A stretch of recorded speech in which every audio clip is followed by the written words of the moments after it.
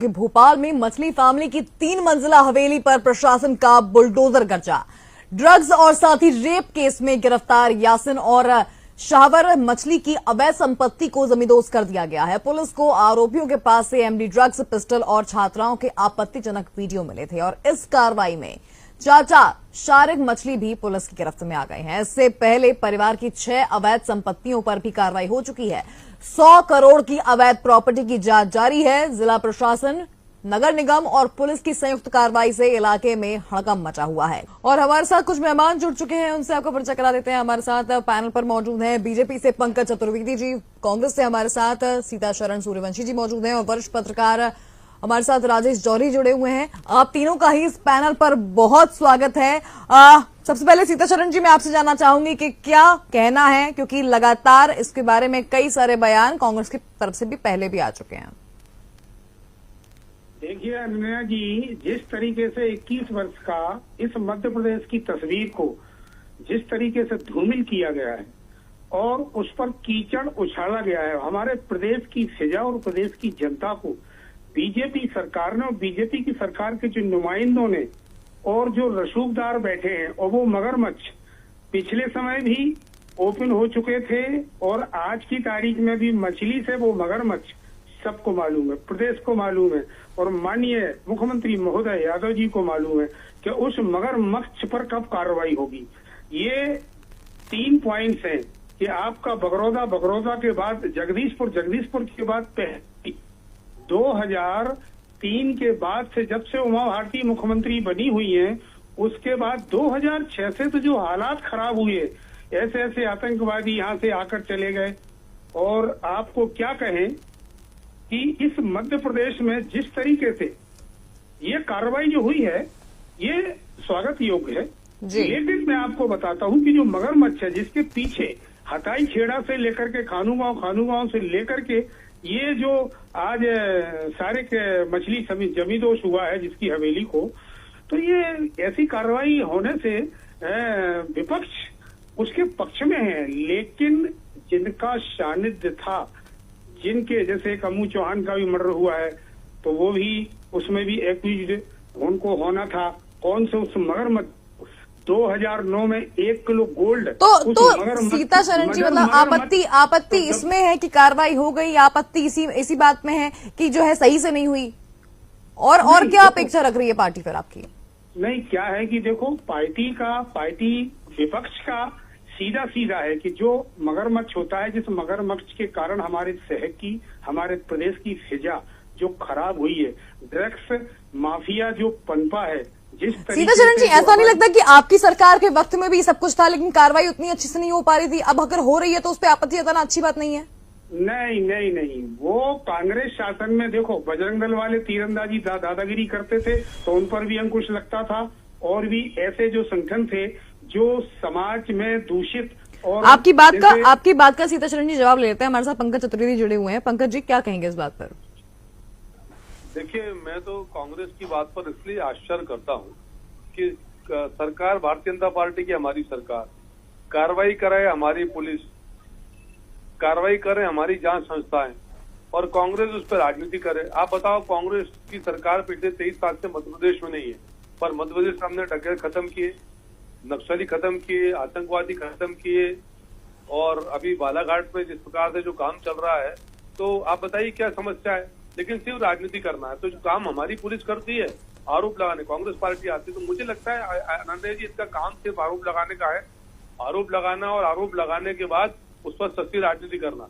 इनको इस बात को लेकर शर्म नहीं आती कि इनको साधुवाद देना चाहिए उन पुलिस कर्मियों को कि जो सतत रूप से कार्रवाई करते हैं, और एजेंसियां हमारी, कार्रवाई हमारी सरकार की, और आरोप कांग्रेस पार्टी। मतलब आप देखिए अनन्या जी, कितना हास्यास्पद है कि हमारी पार्टी की सरकार से जुड़ा पुलिस प्रशासन की जांच में काम करें, गिरफ्तारी करें, प्रकरण पंजीबद्ध करें, बुलडोजर चलाएं, सजा दिलाएं, जेल पहुंचाएं, और उसके बाद आरोप कांग्रेस पार्टी लगाए। और इसीलिए यही कारण कि जनता ने इनको पिछले 22-23 साल से सत्ता की सेवा से बाहर कर रखा है, और यही स्थिति इनकी आगे ही बनेगी। ये सिर्फ बैठकर स्टूडियो में, ट्विटर पर, मोबाइल पे आरोप लगाने का काम कर सकते हैं, बाकी इनमें कोई दम है ही नहीं। कहीं धरातल पर देखें, ग्राउंड पे देखें, आपको जिनके सीता शरण जी, आपकी पार्टी जो है वही सदन में मुद्दा उठाती है कि अपराध लगातार चरम पर पहुंच रहा है, अपराध लगातार बढ़ रहा है, ड्रग माफिया पनप रहे हैं। अब अगर कार्रवाई भी होती है तो उसमें भी आपको और जो है स्पष्टता चाहिए। जब 2006 से पूर्व मुख्यमंत्री महोदय शिवराज सिंह जी का जब कार्यकाल जो चला तो बड़े बड़े आतंकवादी पकड़े गए आपके इस भोपाल शहर में। उसके बाद जो ड्रग्स माफिया के साथ साथ हमारी बहन बेटियों के साथ जिस तरीके से जिहाद की बात करते हैं, तो ये इनका फेल्यूर दिखाता है। इनका जो शासन सत्ता के जो रसूखदार हैं, जो उन रसूखदारों को मैं तो नाम खोल के कहता हूं कि भाई उस मंत्री पर, उस मगरमच्छ पर क्यों कार्रवाई, कब कार्रवाई होगी? कि जो अभी बाबू मस्तान में तो नाम खोल करके ले रहा हूं, एक सुशील सुडेले जी ने मर्डर किया था, वो बेचारा वो बरी होकर के आ गया है, उस सिंधी का अल्पना किराए पर किया था।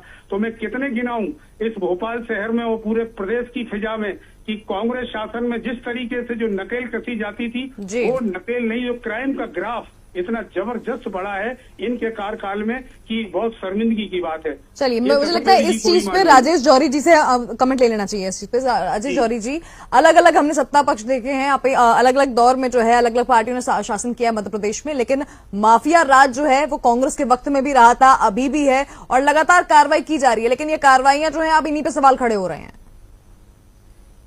देखिए, माफिया जो है जब से मानव सभ्यता शुरू हुई तब से चल रहा है और जब तक मानव सभ्यता रहेगी तब तक चलेगा, क्योंकि अपने रूप बदलता रहता है माफिया। बस माफिया का हमेशा हर दौर में अलग रूप होता है। एक बात तो ये है। देखिए, एक है शारिक मछली के बारे में अगर बात करें तो देर आए दुरुस्त आए, इतना लंबा समय लग गया उसका घर तोड़ने में, ये चिंता की बात है। पहले नहीं हो जाना चाहिए था, बल्कि वो जो जब उसका होटल तोड़ा गया था उस समय ये काम हो जाना चाहिए था। दूसरी बात, देखिए, गवर्नमेंट जो है पूरे देश की जो सरकारें हैं उनको यूपी की तरह फंक्शनिंग शुरू करनी पड़ेगी अगर क्राइम को खत्म करना है। अगर कानून का डर जो है, लॉ एनफोर्समेंट एजेंसीज का डर क्रिमिनल्स में अगर हमको व्याप्त करना है, उनके दिलों में उतारना है, तो ऐसी चीजें बहुत जरूरी हैं जैसे शारिक मछली के घर के साथ हुआ।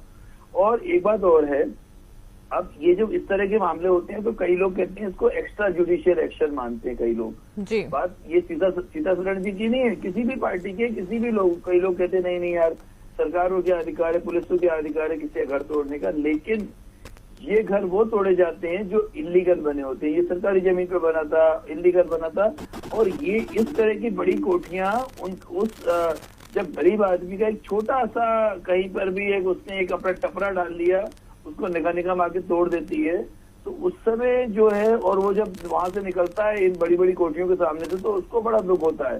तो आज उस गरीब आदमी को बड़ा अच्छा लगता है कि चलो मेरा टीन शेड टूटा था, मेरी झोपड़पट्टी हटी थी, लेकिन कम से कम शारिक मछली जैसे लोगों का भी ये नुकसान हुआ। एक बात और है, एक दौर था शेरू लाला और अमजद लाला, दो बड़े क्रिमिनल्स हुए खाचरोद इलाके के, उज्जैन इलाके के, और वो उनका जो एरिया ऑफ वर्क था वो पीथमपुर, इंदौर, मऊ और ये वाला पूरा बेल्ट था, धार वाला बेल्ट, वेटमा सब इसी इलाके में वो घूमते थे। आपको जान के आश्चर्य होगा अनन्या कि क्या स्थिति थी किसी समय पे जब शेरू लाला को I have seen with my own eyes चाय पीते हुए आराम से AK-47 उसकी टंगी हुई है और वो आराम से एक जो रोड साइड दुकान पे खड़े बैठ के चाय पी रहा है। कम से कम पूरे देश में अब वो स्थिति नहीं है क्राइम की। आज वो स्थिति नहीं है कि कोई आदमी ऐसा क्रिमिनल जो है आराम से चाय पी रहा है, नाश्ता कर रहा है और लोग उससे मिल रहे हैं, जुल रहे हैं। तो कम से कम जब से उसका एनकाउंटर हुआ शेरू लाला का, फिर उसके बाद उसके भतीजे अमजद लाला का हुआ, और उसके बाद से ये जो गैंगस्टर बना तो खत्म हो गया, लेकिन अब नए गैंगस्टर आ गए, व्हाइट कॉलर वाले शारिक मछली टाइप के लोग, क्योंकि सीधे क्रिमिनल नहीं है लेकिन क्राइम उससे भी बड़े कर रहे हैं। शेरू लाला कम से कम सिर्फ फैक्ट्रियों को लूट रहा था, फैक्ट्री वालों से हफ्ता ले रहा था, बड़े लोगों से। ये तो अच्छे घरों की बच्चियों को बिगाड़ रहे हैं, उनकी परिवार बर्बाद कर रहे हैं। तो ऐसी स्थिति में और ऐसे एक्शन पर हर पार्टी को साथ आना चाहिए। वैसे सीता शरण जी ने काफी समर्थन किया है उसके इस तरह के मकान तोड़ने का, और ऐसे ही इस मामले में सबको एक होना चाहिए कि एक भी क्रिमिनल ना बचे, और मगरमच्छ अभी नहीं बचना चाहिए। अगर कोई उसके पीछे कोई राजनीतिक है तो उसको भी नहीं बचना चाहिए, ये भी पक्का इंश्योर करना चाहिए सरकार को। देखिए अनन्या, ये बात असल में क्या है, जो अपना कानून जो है बहुत लचीला है, अब आईपीसी से बीएनएस हो गया और सीआरपीसी से बीएनएसएस हो गया, पर ना अभी भी बेसिक स्ट्रक्चर नहीं बदला है। आज भी आपको बताए ऐसे बहुत सारे क्रिमिनल्स हैं जिन्होंने 4-4, 5-5 मर्डर किए हैं और वो चैन से घूम रहे हैं। क्यों? क्योंकि वो मामला तो कोर्ट का है। मामला जब कोर्ट में गवाह नहीं मिलेगा, सबूत नहीं मिलेगा तो बरी हो जाते हैं। तो ऐसे में आप बताइए कि ऐसे में अगर ये वाला इलाज हो रहा है तो ये ज्यादा अच्छा है, क्योंकि कोर्ट तो वही करेगी जो उसके सामने बयान आएंगे, जो सबूत आएंगे। और सबूत इसलिए नहीं आते हैं कि उसके पीछे बहुत सारे कारण है, लंबे चल जाते हैं मुकदमे, और लंबे चलते हैं मुकदमे या तो जो मैनेज हो जाते हैं, अपने जो गवाह होते हैं मैनेज हो जाते हैं, कई बार हॉस्टाइल हो जाते हैं, तो और बहुत सारी चीजें हैं। तो इसलिए ऐसे में इस तरह का एक्शन बहुत जरूरी है। और ये बात सही है कि एक बहुत अच्छा किसी ने फेसबुक पे शेयर लिखा हुआ था कि मुझे ये पता है कि चरखे से क्रांति आई और ये भी पता है कि बुलडोजर से शांति आई। तो देखिए, शांति बुलडोजर से आ रही है, इसमें कोई शक नहीं है। किसी को कोई शक है तो वो अपना शक दूर कर ले, क्योंकि शांति, गुंडे डरने लगे हैं कि घर ना टूट जाए कहीं।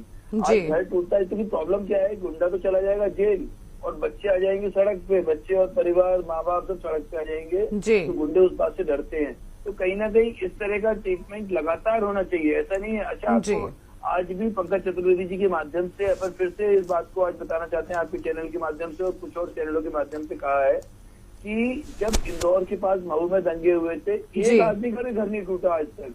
मुख्यमंत्री जी ने कहा घर तोड़वाएंगे, ये करेंगे, और सब अवैध बने हुए। एक छोटा सा स्ट्रक्चर तोड़ दिया, जो किसी और का घर था, वो भी हालांकि अवैध था, उसको तोड़ दिया और किसी का घर नहीं टूटा है। तो प्रॉब्लम ये है कि क्या फिर हम ऐसे अगर नहीं तोड़ेंगे घर तो फिर दंगे होंगे कभी ना कभी, और दंगे से खराब कोई चीज, इस क्राइम से भी खतरनाक सांप्रदायिक दंगा होता है। तो कुल मिला के जैसा शारिक मछली का हुआ है वैसा सब जगहों पे होना चाहिए, जहाँ जहाँ पे भी जो इन्वॉल्व है क्राइम में। तो कहीं ना सरकार को संजीदा होना पड़ेगा इस बात को। मैं राजेश जौहरी जी आपसे जानना चाहूंगी कि अगर हम महिला सुरक्षा की बात कर रहे हैं, बहुत गंभीर मुद्दा हो जाता है, क्योंकि अभी देखिए कि एज अ जर्नलिस्ट मैं आपको बताती हूँ कि हर रोज के आप और हम रोज के जो है 2-4 खबरें पढ़ लेते हैं जहां पर बच्चियों के साथ बलात्कार हुआ या फिर उनको जो है प्रताड़ित किया गया, उन्हें जो है ब्लैकमेल किया गया। ये तमाम तरह की खबरें हर दूसरे दिन हमें मिल जाती हैं।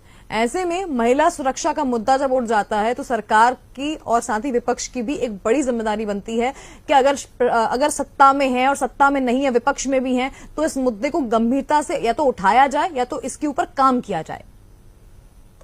देखिए, अकेले धार जिले की बात करें, क्योंकि धार जिले का क्राइम हर दिन हमें किसी कारण से देखना पड़ता है as a part of my duty ji.